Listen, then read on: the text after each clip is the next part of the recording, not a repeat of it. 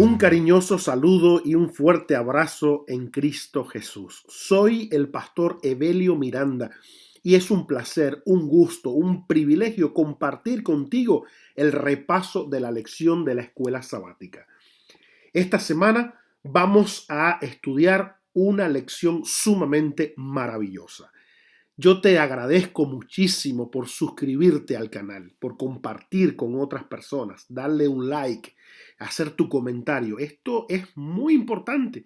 La plataforma, mientras más movimiento ve en estos audios, pues entonces lo comparte con muchas más personas. Así que muchas gracias por ser parte tú también de distribuir este material para tantas personas que lo necesitan. Vamos al repaso de la lección de la escuela sabática para el 26 de noviembre del 2022. El título, Pasajes contradictorios, el versículo para memorizar, escudriñad las escrituras, porque a vosotros os parece que en ellas tenéis la vida eterna y ellas son las que dan testimonio de mí.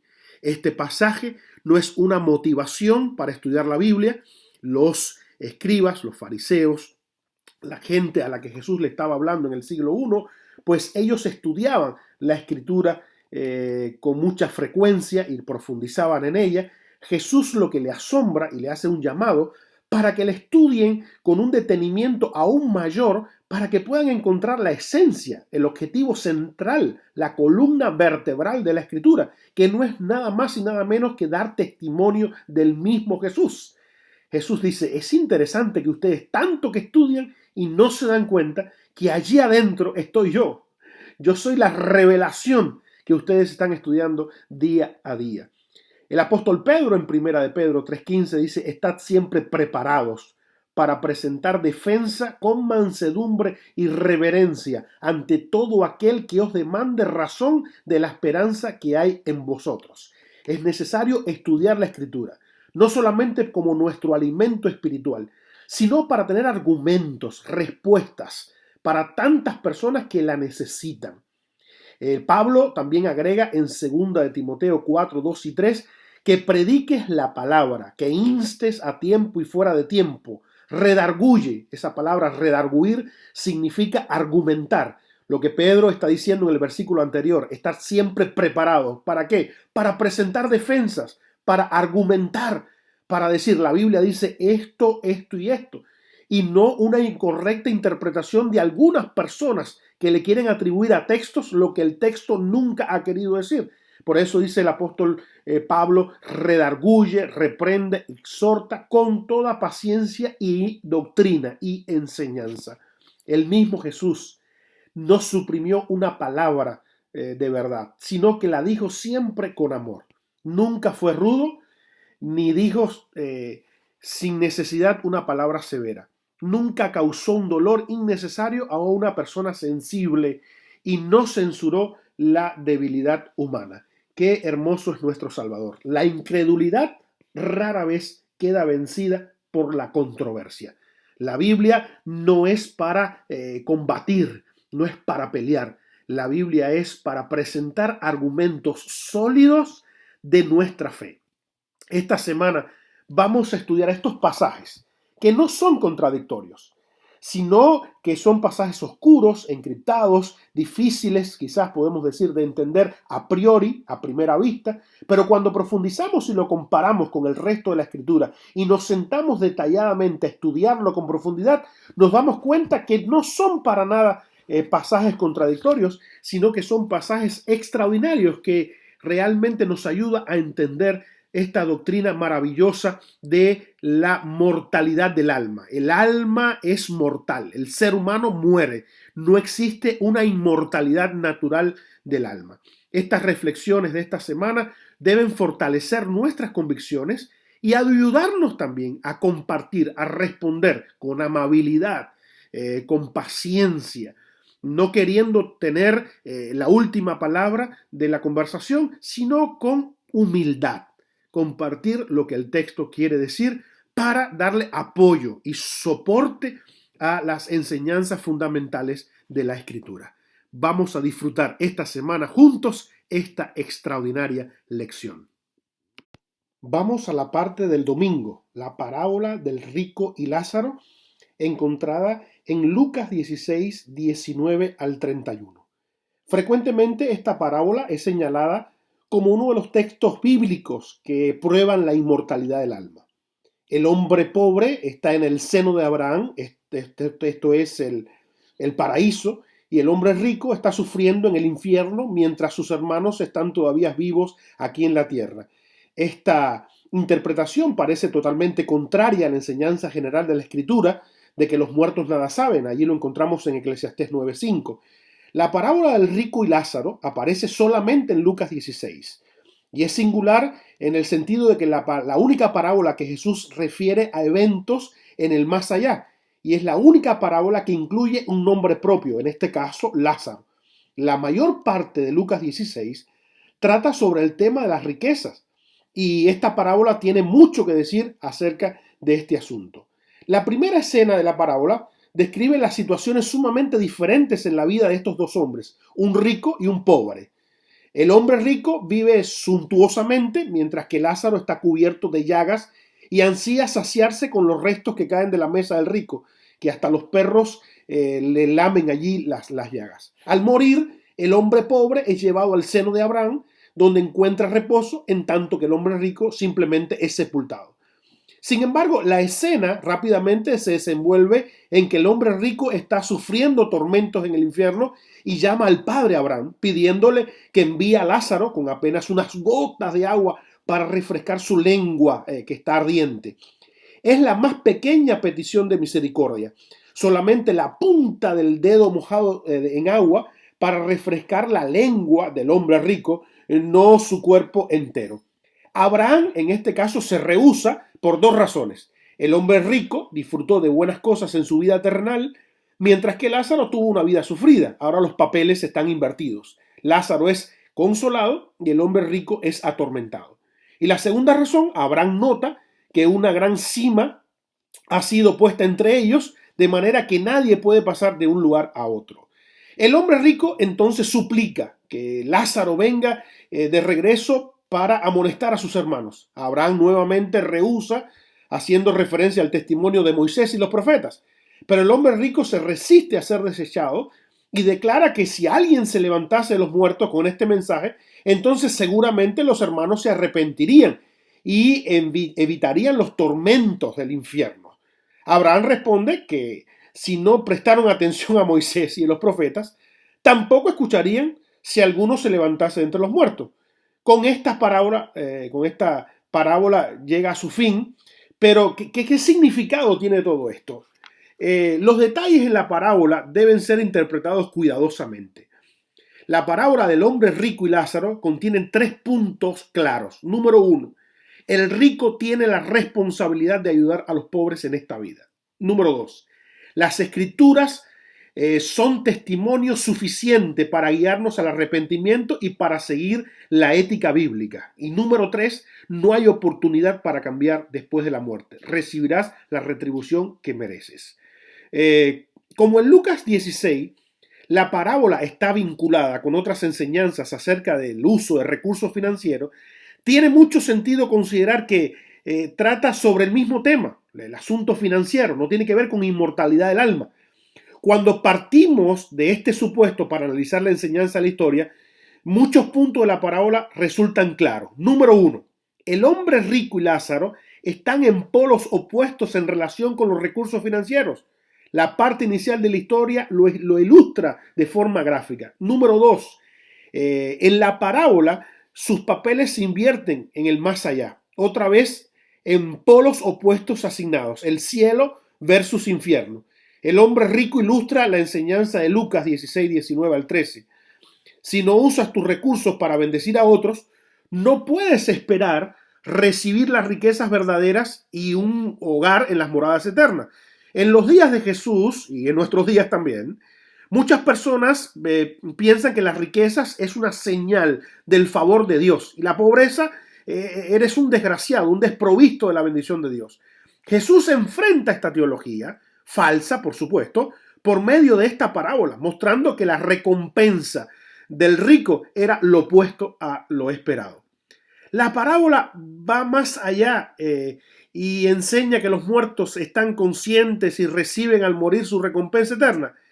Varias líneas de evidencia nos alejan de esta conclusión. Número uno, en otros pasajes de los evangelios Jesús se refiere a la muerte como un sueño del cual Él despierta a las personas. Hay varios pasajes. Esta enseñanza de la muerte como un sueño aparece no solamente en los otros evangelios y en los escritos de Pedro Pablo, sino también en Lucas 8:52. Número 2.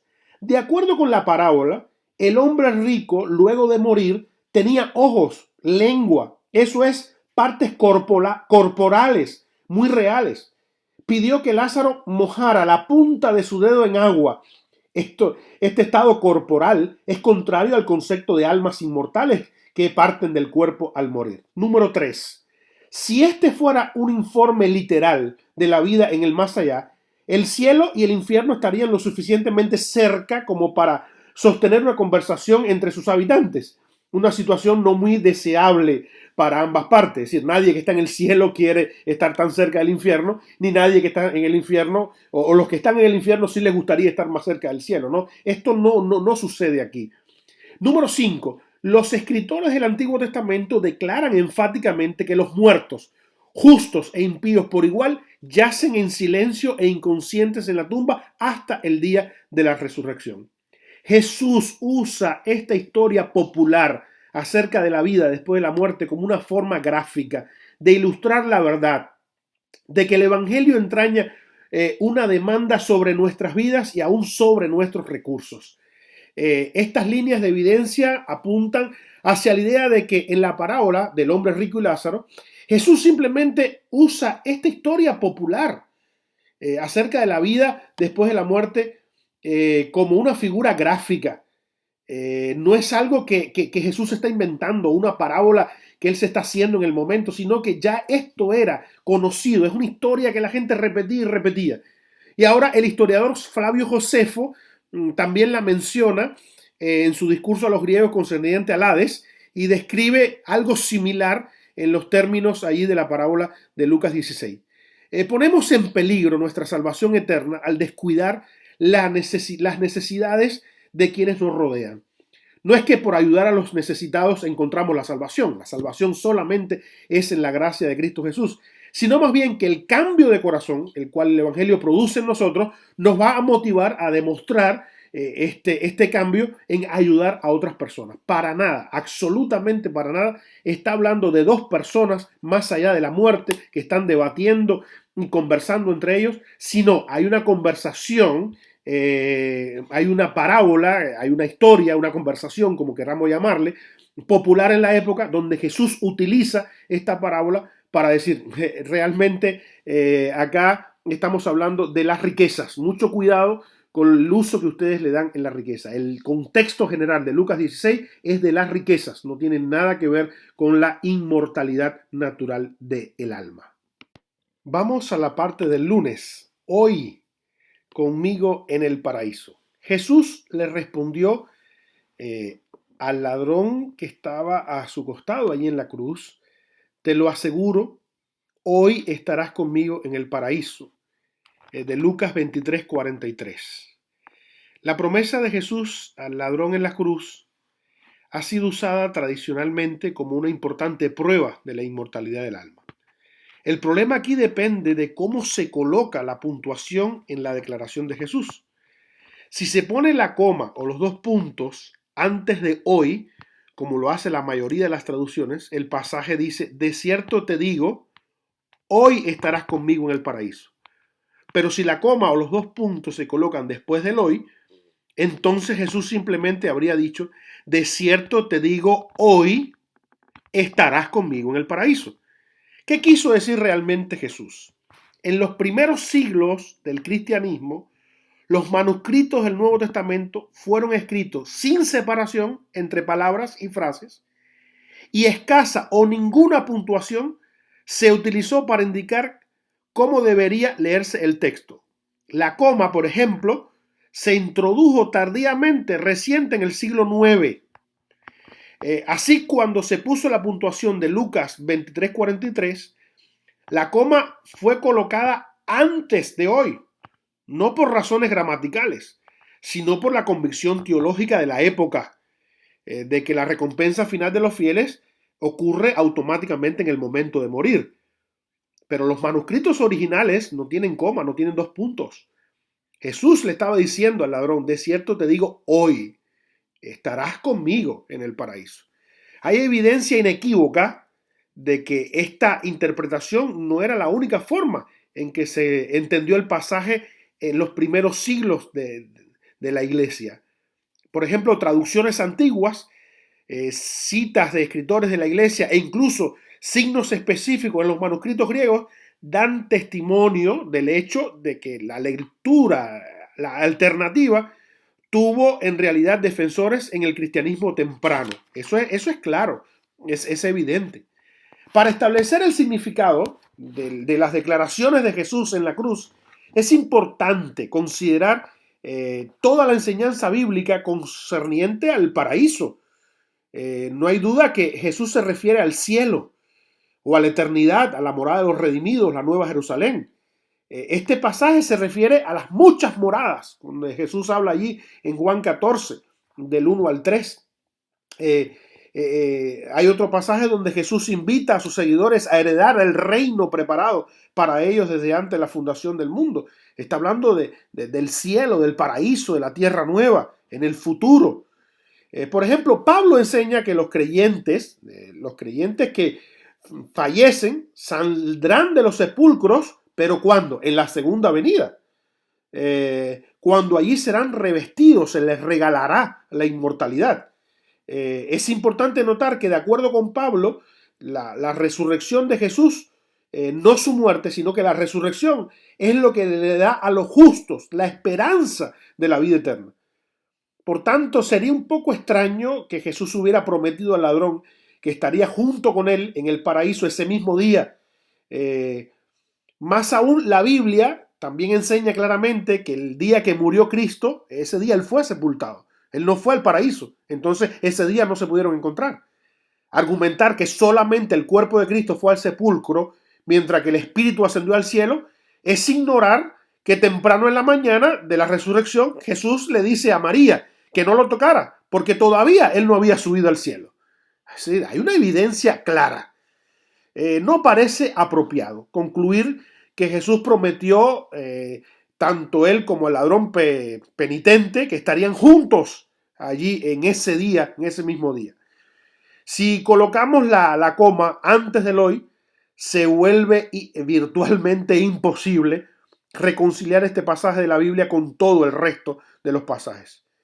Pero si colocamos la coma o los dos puntos después del hoy, entonces estamos en presencia de un modismo semítico que enfatiza el significado del anuncio.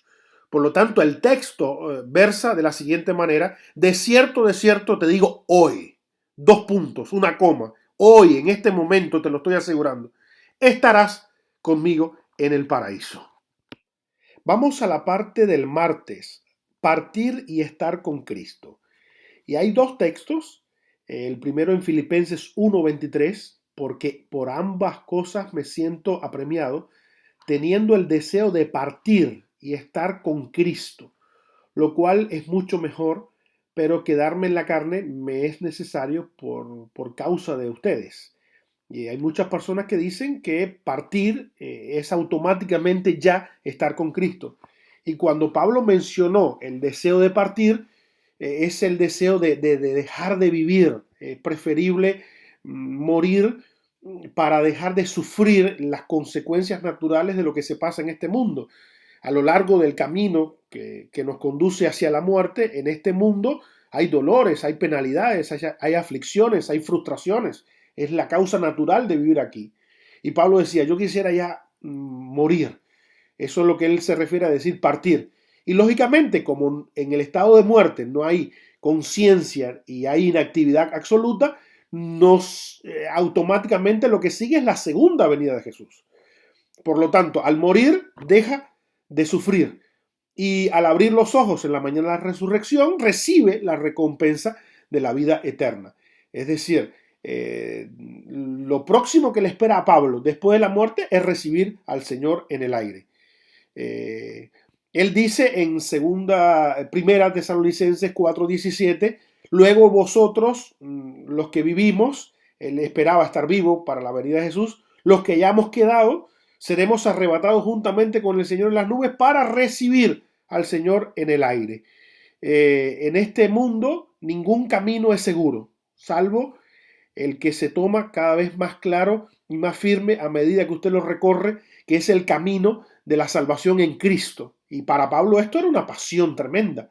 Por eso él dice, ni la muerte, ni la vida, nada me puede separar del amor de Dios. Pero como ser humano estaba atravesando algunas dificultades. Y dice, bueno, lo único que tiene sentido que yo continúe con esta vida es por amor a ustedes, por la predicación del Evangelio. Pero realmente tengo deseos de ya, de descansar, porque lo siguiente de la muerte es ver a Cristo en gloria. Pablo mismo dijo estas palabras maravillosas: he peleado la buena batalla, he acabado la carrera, he guardado la fe, por lo tanto me está aguardada, me está guardada, me está asegurada la corona de justicia, la cual me dará el Señor juez justo en aquel día.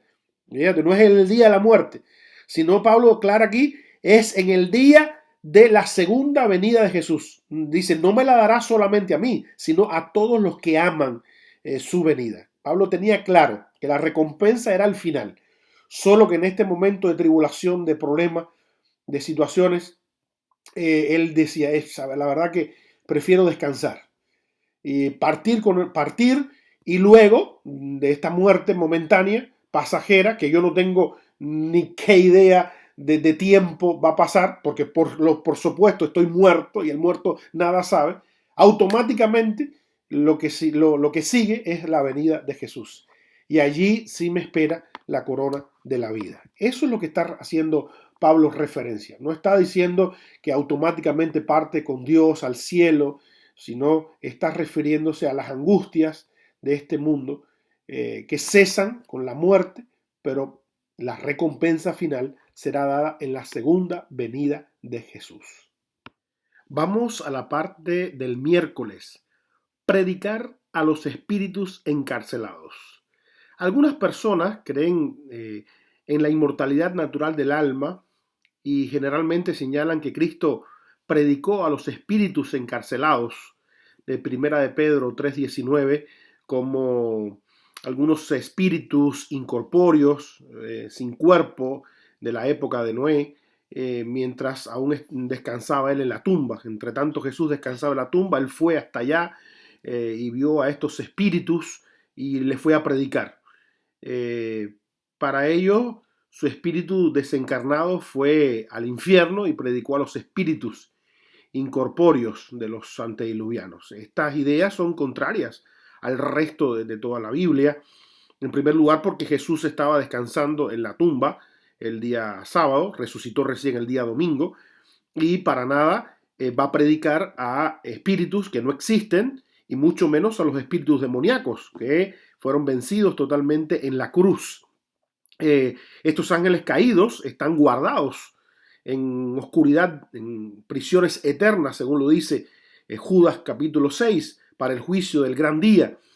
Y lógicamente no pueden ser espíritus sin cuerpos de las personas aquellas en el diluvio, por la sencilla razón que no solamente estarían en el infierno, supuestamente, si esta es la creencia, solamente esta gente antediluviana, sino estarían muchas más personas del diluvio hasta la fecha de la crucifixión y la resurrección de Jesús. Por lo tanto, sería medio injusto predicarle solamente a aquellas personas y al resto no. Es interesante que los espíritus encarcelados de este versículo 19 se identifica en el mismo versículo 20 como los antediluvianos, personas reales.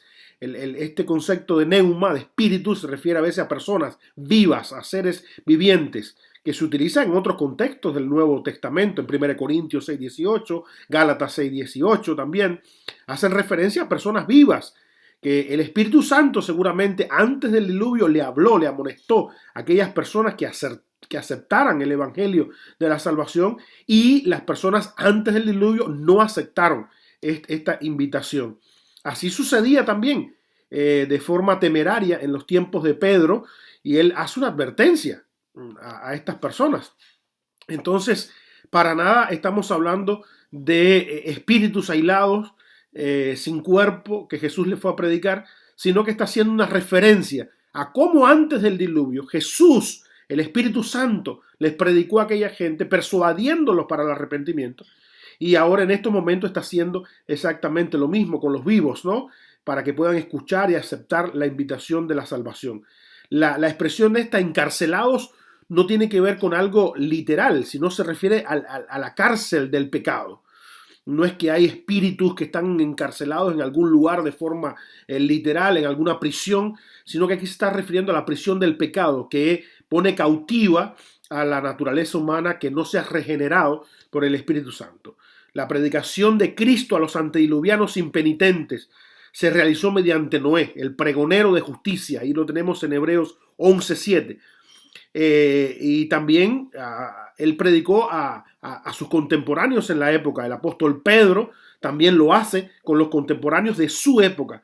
Los versículos de Pedro que habla acerca de este tema, de predicó a los espíritus encarcelados, se escribieron en el contexto de personas que también están rechazando el mensaje de la salvación, y por lo tanto no tiene nada que ver con predicarle a personas muertas, porque toda la oportunidad de arrepentimiento y salvación está durante la vida.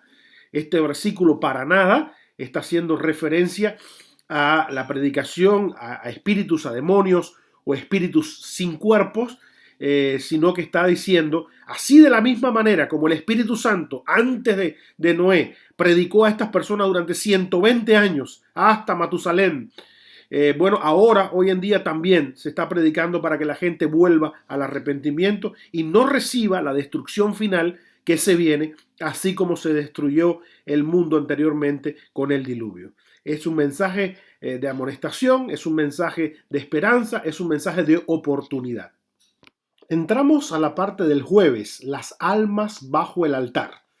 Allí este versículo de Apocalipsis 6, del 9 al 11, hay una descripción de la apertura del quinto sello apocalíptico, y entonces dice que las almas de los mártires claman debajo del altar. Y hay muchas personas que interpretan y dicen, hay almas sin cuerpos que están clamando de forma literal, le están reclamando a Dios.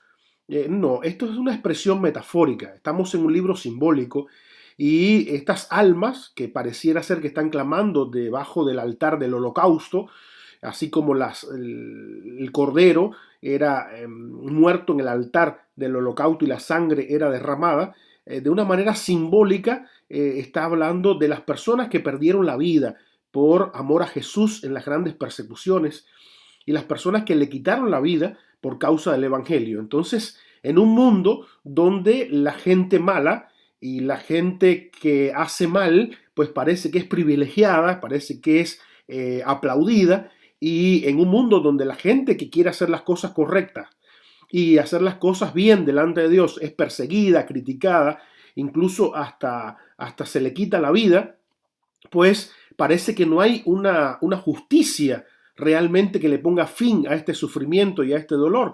Y entonces hay como una expresión simbólica en este quinto sello que dice, pero las almas, las personas de los mártires claman por justicia. Lógicamente es importante recordar que en el cielo no hay caballos blancos, ni bermejos, ni negros o pálidos, ni montados por jinetes bélicos. Jesús no está en el cielo en forma de un cordero, con una sangrante herida de cuchillo. Los cuatro seres vivientes representan criaturas aladas que parecieran animales con características reales, pero nada de eso está en el cielo. Todos son símbolos para explicar grandes verdades que nos quiere transmitir el libro del Apocalipsis. También, y tampoco, hay allí almas sin cuerpo, espíritus, que yacen en la base del altar clamando por justicia. Es una escena gráfica y simbólica para decirnos que lo que se hizo mal en el pasado, de darle muerte a los mártires, pues está clamando por justicia delante de Dios, y Dios en su momento va a hacer justicia por estas personas. La misma expresión que ocurre en el relato primigenio del libro de Génesis, cuando dice, el Señor le dice a Caín, la voz de la sangre de tu hermano clama a mí desde la tierra. No es que la sangre está hablando, sino es una manera metafórica de decir, esto hay que resolverlo, Caín. Esto no es que mataste a tu hermano, tápalo con tierra y no pasó nada más. No, esto se va a resolver. Va a haber justicia con respecto a esto. Entonces es un mensaje de esperanza. No es que el malo va a triunfar y el bueno va a ser destruido para siempre. Todo lo contrario. Todo lo contrario. El bien va a triunfar y el mal va a ser arraigado totalmente de este planeta Tierra con la justicia divina de nuestro amante Salvador. Por lo tanto, no hay espíritus clamando debajo del altar. Si realmente estos héroes son espíritus que están clamando debajo del altar, entonces el cielo es un infierno. Ellos todavía están con dolor, con ansia de venganza, clamando, siendo conscientes de este dolor profundo que están pasando por las injusticias y todo lo que le hicieron. Eso no sería algo lógico, ni bíblico, ni teológicamente sustentable. Ver un Dios de amor con héroes que dieron la vida por el Evangelio, sufriendo debajo del altar. Es una manera metafórica de decir, la justicia de Dios se va a cumplir y se va a ejecutar a favor de las personas que perdieron la vida por el Evangelio y por Cristo Jesús. Entramos a la parte del viernes, en la conclusión de nuestra lección. Ninguno de estos textos son contradictorios. Se han utilizado parábolas de la época, se han utilizado símbolos, expresiones humanas, lo que se conoce como antropomorfismos, maneras humanas de explicar realidades que van más allá de nuestra comprensión. Para explicar en este sentido qué va a pasar con las personas que en vida aceptaron a Jesús y qué va a pasar con las personas que en vida rechazaron a Jesús. Y simplemente lo que va a pasar es que todos vamos a resucitar. En la segunda venida va a haber una primera resurrección donde los que aceptaron a Jesús serán resucitados para vida eterna. Vamos a pasar 1000 años con Jesús en el cielo y en la tercera venida de Jesús, en la tierra nueva y en el cielo nuevo, que será esta misma tierra renovada, allí va a haber una segunda resurrección, donde serán resucitados aquellos que rechazaron a Jesús completamente, que no aceptaron la salvación de Jesús, que dijeron, Señor, yo no quiero, absolutamente rechazo tu sangre y tu muerte en la cruz. Entonces allí se ejecutará la condenación eterna para ese grupo de personas. Lo que está enfatizando la lección es que la oportunidad de salvación es ahora que estamos en vida. Después de la muerte ya está. No se puede orar por los muertos. No se puede interceder por un muerto. Después de la muerte no hay oportunidad. La persona está en inconsciencia. La persona no tiene absolutamente ninguna oportunidad de arrepentimiento. Es el momento ahora, el momento de la gracia, el momento de la oportunidad. Algunas personas me preguntan, ¿cuándo será el cierre de la gracia? No se sabe. No se sabe el momento exacto del cierre de la gracia. Pero para ti y para mí, el cierre de la gracia puede ser en un pestañear, en un abrir y cerrar de ojos. Hay personas que hemos estado conversando a la mañana y a la tarde ya no están. Es interesante que nosotros como seres humanos somos pasajeros. Vivimos un rato en este mundo y tenemos que aprovechar la oportunidad de la vida, la oportunidad que Dios nos da de aceptarlo ahora en vida, de amarlo, de obedecerlo, de decirle, Señor, tú eres mi Salvador, perdona todos mis pecados. Señor, yo me entrego a ti, yo me rindo a ti, yo te acepto como mi Salvador. Y si la muerte nos sorprende, podemos estar tranquilos, que en la mañana de la resurrección no espíritus volando, no, personas reales, como somos ahora, de carne y hueso, seremos resucitados a una nueva vida para vivir con Jesús para siempre. No estamos viviendo en un tiempo de prueba ni de dificultad para poder dar testimonio de que realmente somos inmaculados, pecadores, que hemos vencido. No estamos en ese tiempo. Estamos en el tiempo de la gracia, en el tiempo de la oportunidad. somos pecadores, somos débiles, pero Cristo es nuestro Salvador. Cristo es nuestro restaurador. Es el momento ahora de llegar a Cristo tal y como somos y que Él nos perdone, nos restaure, nos redima. Es el momento ahora de la oportunidad. Mi querido amigo, mi querido hermano, acepta a Cristo ahora que estás en vida. Acepta su salvación ahora que estás con vida y con salud. Muy pronto Jesús vendrá y viviremos con Él para siempre. Hoy es el día oportuno, hoy es el día de salvación. Hoy es el momento que debes de entregar la vida a Jesús. Mañana puede ser demasiado tarde. Que Dios te bendiga y que Dios te guarde. Que estos textos de la Biblia no sean contradictorios. Por el contrario, que sean textos de esperanza que nos aseguran que después de la muerte lo que se viene es la segunda venida de Jesús, la resurrección final y vivir con Jesús para siempre, para aquellos que en vida lo aceptaron como único Salvador. Que Dios te bendiga, que pases una jornada muy feliz. Te lo deseo con todo el corazón. Amén.